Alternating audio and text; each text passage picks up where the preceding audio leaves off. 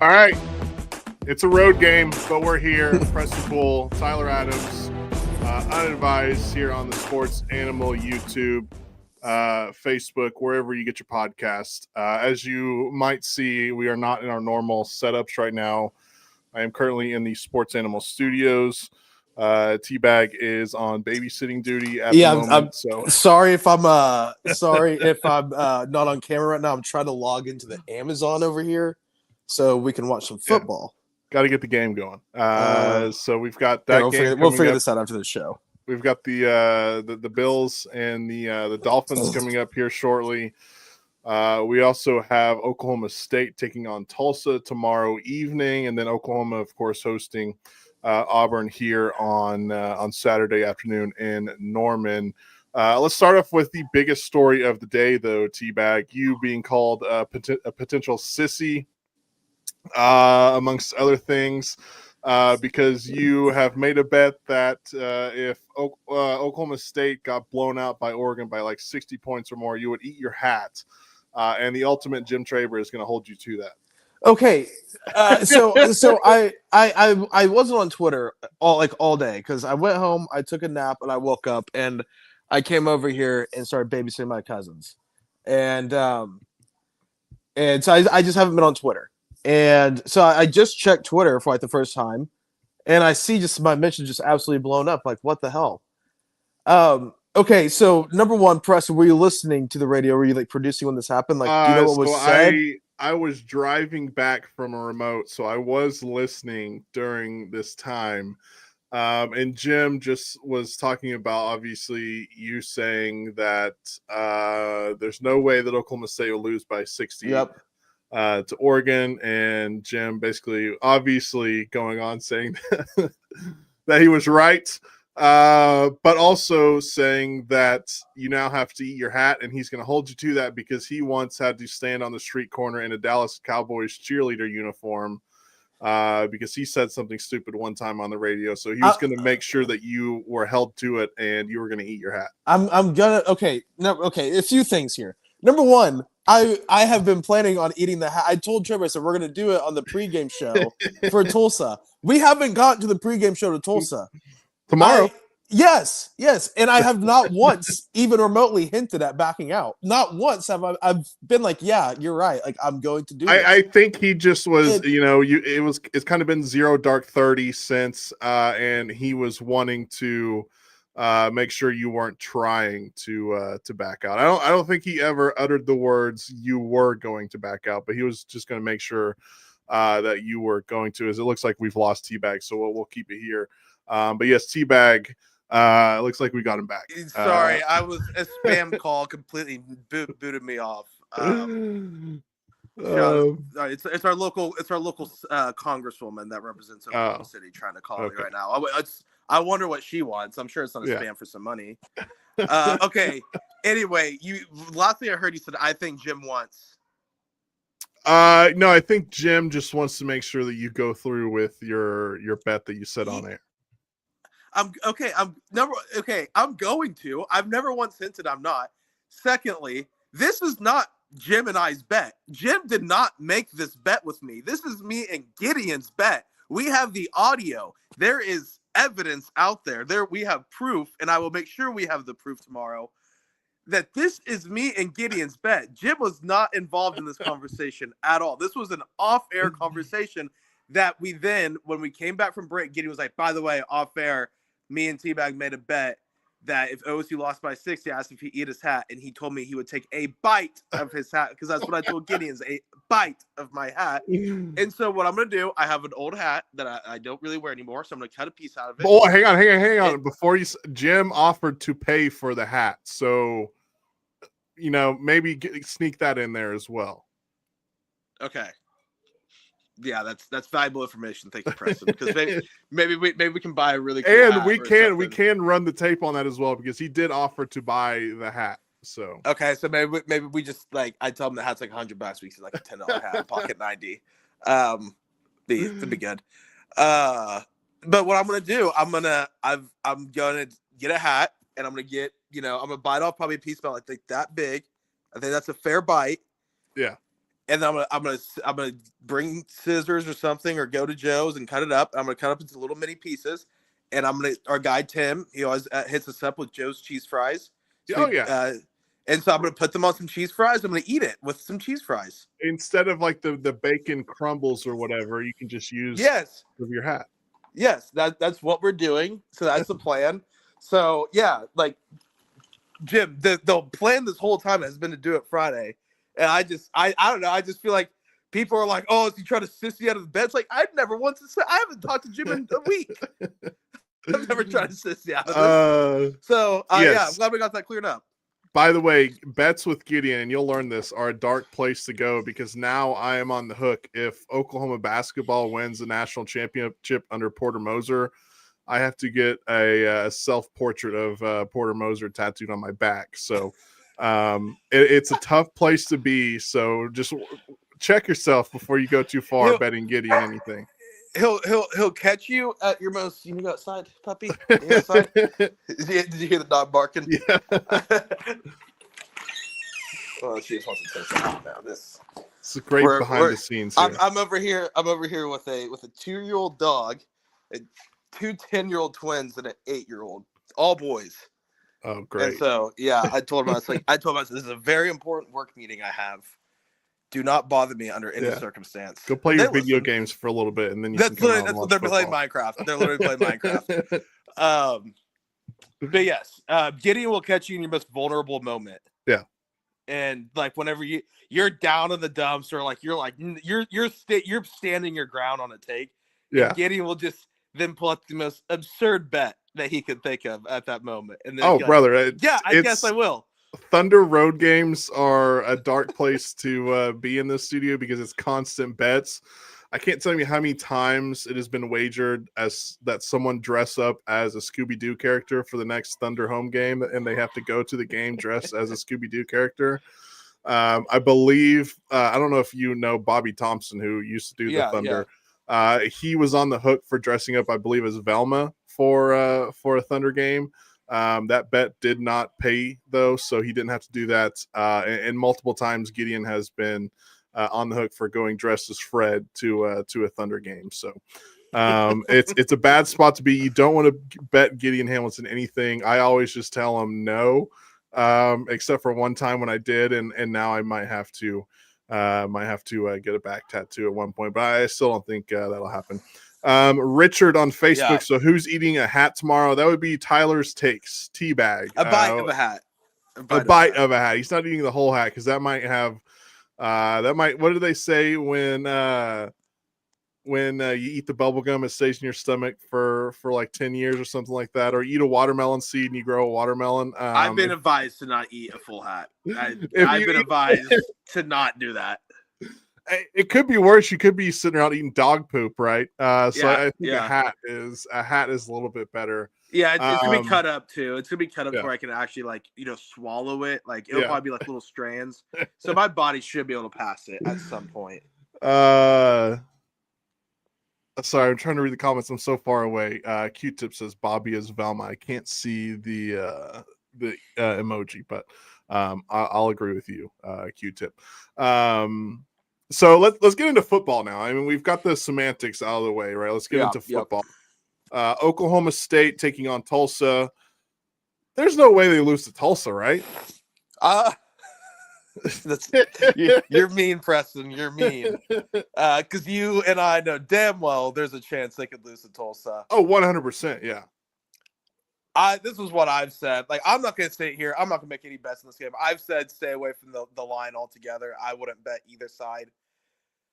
Here's the thing.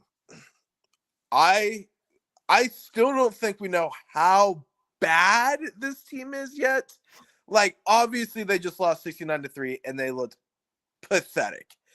But if you also, like, now that we're 2 weeks away, you're like, that was, like, their first time. That's their second game they've all played together. Zane's first start. That could be the outlier of the season. Like, yeah, like I'm not sitting here and telling you they're going to be good because they're not. They're not good. That game proved that they're not good. But I don't think we know how bad they are yet. I do think that there's a chance they can still be like a 5-7, 6-6 team. I'm not ruling that out. Am I going to bank on it? No. So tomorrow, if OSU doesn't cover this spread, or God forbid lose this game, they're bad because you have 13 days after getting your ass thoroughly handed to you by Oregon. Your coach, you're at this point, you're fighting for your position on the roster next year because your coach and all of his coaches look like they're getting fired. So if they get fired, the new coaching staff's gonna bring in their own guys, and these players are looking for a home again. So I hope that they're fired the hell up tomorrow to come out there and play good, because Tulsa is also really bad. Yeah. Like, they're not good. If Tulsa was good, this would be a whole different conversation. But Tulsa is also bad. So I'm not saying they're going to win this game 42 to 14. I don't think that's going to happen. But I can see a world when they come out tomorrow and they win this game like 34 to 20, 34 to 17. Where it's like kind of a convincing win and cover the spread. Because if they cover the spread, I think that's a sign that, like, okay, maybe they can get a conference game or two. Maybe they can fight for a bowl game. But if this game is within 2 touchdowns and they can't cover the spread after a bye week, and you're playing for your life and you're trying to send a message to everyone, the fan base, everyone, you can't cover the spread against this Tulsa team, bad news ahead. Yes, I would say so. I think, just going back to their last performance, I'm almost positive that you and I could have at least gotten 10 yards rushing against the Oklahoma State defense. And that's putting like a low number there. I think we probably might have been able to get a little bit more than that. Preston, I'm not kidding. Someone asked me last week, and they said, if me or you played running back for Oregon last week, and do you think we would have gotten like a first down? I was like, if you give me like 2 months to kind of get in like athletic, shape like that, maybe. Like I'd be more worried about just like pulling a hamstring than anything, just trying to explode like that. But yeah, I was like, like the defense was that bad and Oregon was that dominant that there was just holes wide open. So it was not good. That was definitely a game where you don't even watch tape. You just burn it, or you go out back and you dig the deepest hole you can and you bury it. But the sad thing is, Preston, they have to watch it because that's all the tape they have with each other. That is true. They still. It's one thing if this is like a team full of guys that have played and started for you for the last 2 or 3 seasons. No. Yeah. This is a group of guys that's been on campus since June. Yeah, I gotta imagine even Zane Flores is just like, God damn it, we really have to go back and watch that tape. Speaking of new quarterback controversy in Stillwater. This guy, Noah Walters, North Alabama transfer. His numbers are actually pretty impressive from the year he started at the FCS level. Now, that was 2 years ago, and he hasn't played football, since 2023. Do you know what he was doing in that time? Just going to class? He just transferred to Central Florida to be a student. Literally just was like, I'm gonna go to UCF and be a college student. And now it's like, and then he said, F it, I think I'll get back into college football. He must have had I don't know how they found him or how, because like he was not playing college, like he was full on prepared to be just a normal student again. Knowing Mike Gundy. Mike Gundy was on LinkedIn and found this guy and was like, oh, damn, we can get a college quarterback? Hell yeah. And so from what I've heard, he's been on campus since September 4th, and he's been practicing since September 8th. So he did it. I guess it's like he didn't just get to Stillwater on Monday and he's, suited up Friday. He has at least practiced for a week and a half. Yeah. But nonetheless, isn't it just wild? And I think it opens up like a gateway maybe to like all these other coaches around the country just be like, wait, we can still sign players and have them play right now? That's wild. This is like the marijuana to like heroin jump right here. Like the gateway to how you get new quarterbacks. Yeah, but yeah, he's going to be, my assumption is he'll be break glass in case of emergency, because I think right now, like one of their backups got hurt in practice. So I think right now it's Zane Flores, then true freshman walk-on that got to campus over the summer, Banks Bowen. And then the third string quarterback right now is Sam Jackson, the wide receiver. Yeah. So that's where I'm just like, how can this team be any good if like literally like they're having to like pick up like guys off North Alabama's football team to be their third string quarterback? I don't root for injury ever. It's the worst thing ever, but God, do I want to see him play football on tomorrow night. You want to talk about like Preston? We would have to be like tagging like Sickos committee and like like we'd have to be tagging like the PMT guys and like Rosillo, like all like the big hits out there. Be like, tune in to ESPN right now. Oklahoma State is playing a quarterback that hasn't played in 2 years and got on campus a week ago. This dude was Like, in Florida a month ago, and now he's playing quarterback for Oklahoma State. He was literally partying at the Pike House at UCF, a month ago. Now here he is. Take an intro to like finance or something like that. It would be the most sicko thing ever. That like, I'm with you. I obviously more than anyone don't want to see Zane get hurt because the Pokes are screwed if that's the case. But it'd be hilarious, objectively hilarious to watch this guy play. And this is, and maybe we can get a message to Mike Gundy via like Kale or something. Put some damn points on the board, man, so we can see homeboy get out there and sling the rock around the yard. Yeah. Oh, let's get him out there. Let's get him some fourth quarter garbage time. Yeah. What if this is just the best? Also, Preston, what if this is just the best success story in college football history? What if this guy turns around to like win Oklahoma State a national championship and a Heisman Trophy? What if he's that good?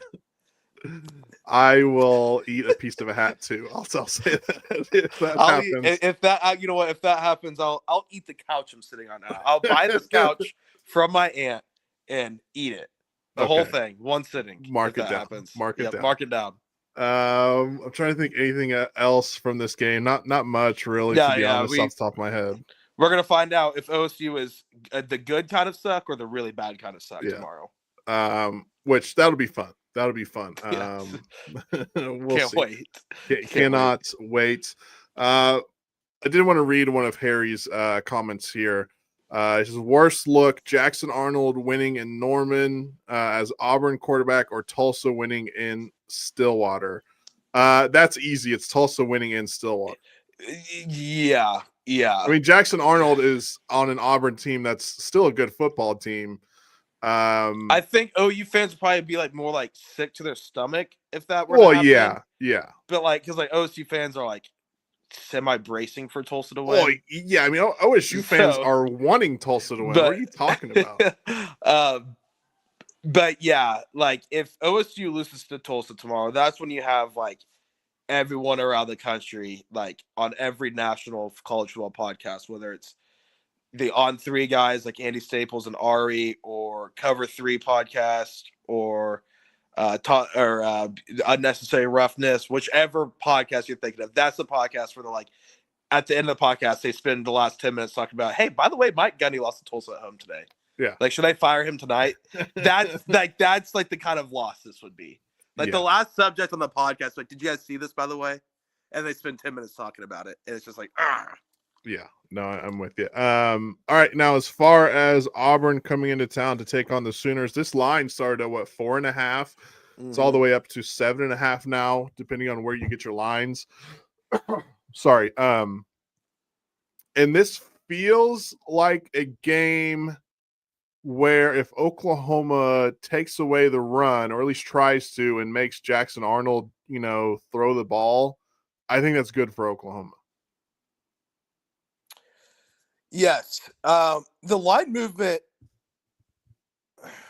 it feels like 6.5, or was it 6.5, 7.5 right now? It's at 7.5 right now. So, that feels like it's a lot. I think OU's going to win this game, but 7.5 feels like a lot for this game. I think it's just because everyone watched them be so dominant against Michigan, and we all know what a lot of people think about. A lot of people think Michigan is a lot better than what they are. True. That's true. So, I mean, I like Auburn in the spread. I like OU to win the game, but Jackson Arnold is going to have to be able to throw the ball if they want a chance to win this game. They can't just rely on the run game. We know what OU's defense, we know how good it is. I think tomorrow we're going to I think a lot of people are going to wake their eyes up to how good the OU defense is tomorrow. I think tomorrow's the day where people are finally like, okay, this is a top 5, top 7 defense in the country. I think it is. I know you think it is. I know everyone around here already thinks it is. I think tomorrow's going to be the day we're like, oh my, because if the recipe for Jackson Arnold tomorrow or on Saturday is to have to be able to throw the ball consistently, then it's going to favor well for OU. Now, if he goes out and does it, then like good for him. I'm not saying he can't. I'm just if that's what they're going to have to do to win the game, I like OU's chances. Is all I'm saying. No, 100%. And I had this conversation with my roommates the other day. I think it was. I forget who it was, but it's like this is the best Oklahoma defense I've seen since. I talked with Al about this earlier. He said 2015, but I go back even further than that. Probably like Brent Venables' first tenure here at Oklahoma when he was the defensive coordinator. Probably like, I don't know, 2010 or something like that. I forget exactly which year, but even further back than 2015. Like they led the Big 12 in defense in 2015, but still that defense didn't feel like a true top 10 defense in the country. This feels like a true top 10, top 5 defense in the country at the end of the year. This feels like a defense that can shut down any team in the country. Now, obviously, if you're going against the best offense in the country, they're going to get theirs. That's just how it is. And I still feel like their back end hasn't really been attacked yet, is the thing. I mean, I'm not going to sit here and tell you, he's going to win the national championship, because I think that'd be insane for any of us to say right now, unless you're just like a crazy diehard fan. I'm like, yeah, go for it. Like, that's how fans are. Like, I'm not going to sit here and say, you can't win the national championship right now. But with this defense and the way, from what we've seen through 3 weeks of college football, OU can play with about anyone in the country. Yeah. And that's because this defense is so good. And I think I think tomorrow people are going to really open their eyes. I don't know if Auburn gets – I might take Auburn's team total under. Like, I don't know if they get 17 points. Well, I mean, Oklahoma's only given up 1 touchdown this year, and it was to Michigan on a busted play that was a 75-yard touchdown run. And look, I know that they played East Popcorn State and Southwest, I don't even know, lasagna school or whatever the hell. But to not, give up a touchdown even in the late game scenario to those guys, that's pretty good to me. Yeah, the fact Temple. I know it's Temple, but they're putting up 50 a game the first 2 games. Like if you would have told me before that game, like I would have guessed Temple would have gotten at least 1 touchdown. Didn't mean I thought Temple was going to keep the game close or anything, but I thought they would have gotten 1 touchdown. They didn't. Dude, I thought it would be 27, or I thought it'd be 21-7 at halftime, and then Temple would score another touchdown or 2 in that game, and Oklahoma would still blow them out. But they didn't score a touchdown at all. They had 3 points, and they got lucky to get those 3 points. Yeah. So, I mean, this defense is – I think people are going to be very much aware on Saturday how good this defense is. Yeah. And I think Auburn's defense will slow down Mateer by in 100%, yeah. I think the OU running game will get a little bit more exposed this week. I don't think it's necessarily as bad as what everyone's worrying about right now. It's not good. Well, I don't think it's as bad as everyone's making it out to be. Yeah. So but I think their running games will be exposed, and so OU. I think this game is going to be a low scoring game, an under game, and I think it's going to be OU. I would say 21 to 14 or something like that. Yeah. 21-17. I guess I said Auburn's going to cover, so I'd probably have 23-17. Yeah. And you look at PFF and all that stuff, who grades all the players and stuff in college football and the NFL and stuff like that. Oklahoma, they have them graded as a top 10 offensive line in the country right now. Which, if you were walking down the street in Norman, Oklahoma, and you said that, they'd be like, "What the hell are you talking about, dude?" That's dead wrong. They got to be the last 10 in the country. It's the message boards and the Twitters for OU, and just the scar from last year that's just still there. They're not ready to let it go. I get, because the second OSU gets good again, I would be so shaky, but no, they're not. Yeah. They're not good. Watch, be nitpicking everything, but yeah, I don't think this offensive line or this running game's as bad as people are thinking. I don't think it's good. I don't think it's really good. I think it's just a pretty average, which you can get by with a guy like John Mateer at quarterback. So that's why I think Auburn's going to be able to slow down OU's offense, but their defense, OU's going to score more points than Auburn, because OU has a significantly better defense. And the matchup between OU's defense versus Auburn's offense compared to OU's offense and Auburn's defense, I like the OU's side in that. They get the better end of the stick. Yeah, no, I'm with you 100%. It should be a great game in Norman, 2:30. On I don't even know what channel it's on. ABC, ESPN. One of those two. Probably it's probably ABC. I'm gonna Yeah, guess. I would guess ABC. So, all right, this is gonna be a short show. I've got a couple more topics here, but short show because I've been working all day long. I've put in a nice 12-hour day today. Nice. A road game for both of us as well. So I want to get home and do some things that I need to do. NFL wise, what's the vibe check on the Chicago Bears? I just hope Ben Johnson's changing the culture. He's calling the players out. I've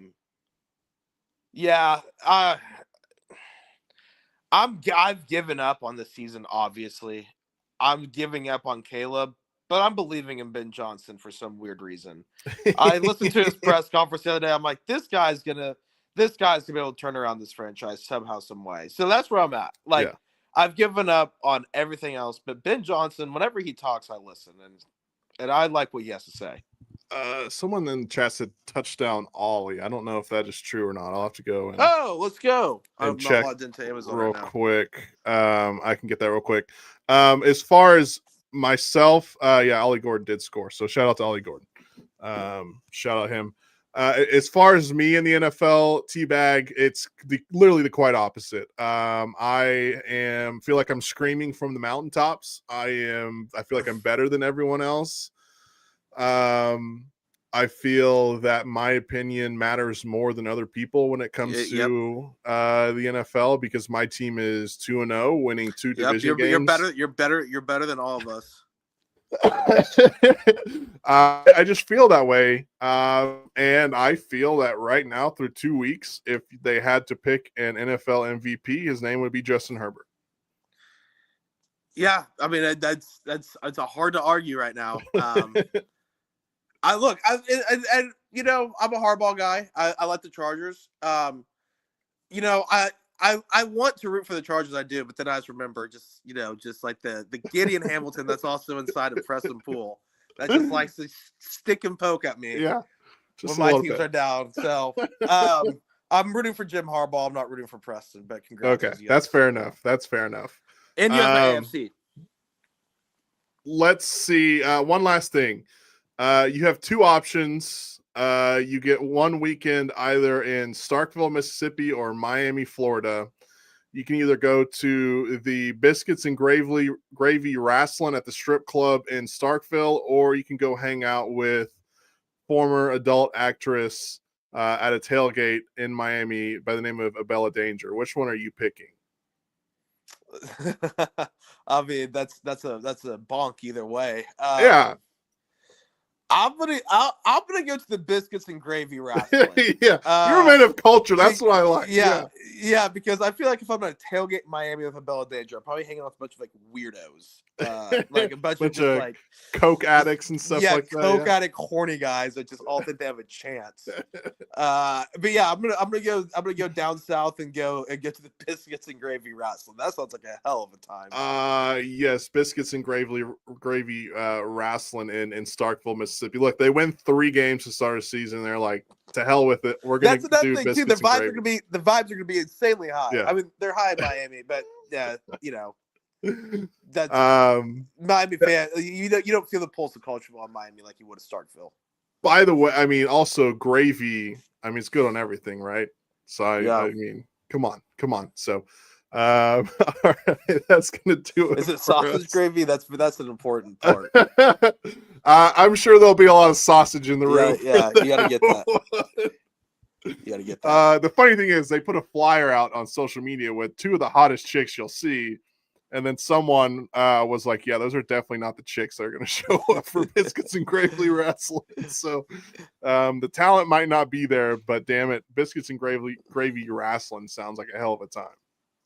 Yeah, that's something if there's a round 2 next year, we might have to see if we can get that expensed and go down to Starkville. Hey, if the Thunder are playing like a preseason game in Memphis or something, I mean that's a fairly quick drive from Memphis down to Mississippi.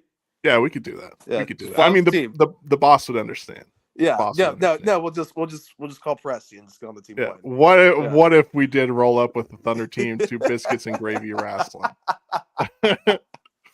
First of all, I tend to think that the whole team would immediately like fall in love with this and be like, these dudes are two of the craziest SOBs we've ever seen. These damn white boys over here going crazy.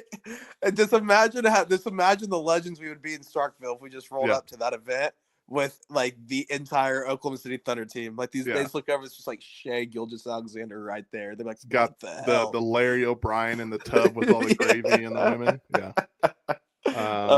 We'll have to bookmark that and see if we can get down there for that. Yes, we will next year. So yes, we will. All right. No show on Sunday. I've got some things I have to tend to on Sunday, so we're not going to go live again on Sunday, but we will be back the week after that. Next show will probably be on Tuesday of next week. I have to check my schedule. Unfortunately, I'm a very busy man at the moment, and I don't like it, but that's just the way it works. So we'll be back sometime next week to talk to you guys and put a bow on what is going to be a great week 4 and a great week 3 in football this coming up. It's going to be a great week 4 of college football because even if everything goes wrong tomorrow night, I get to wake up on Saturday and I don't have to watch. Yeah, you can just enjoy all day. Play. I just get to enjoy all day. Yeah, you just get to enjoy. So it works great. All right, we'll see you guys next time. Have a good one. Adios.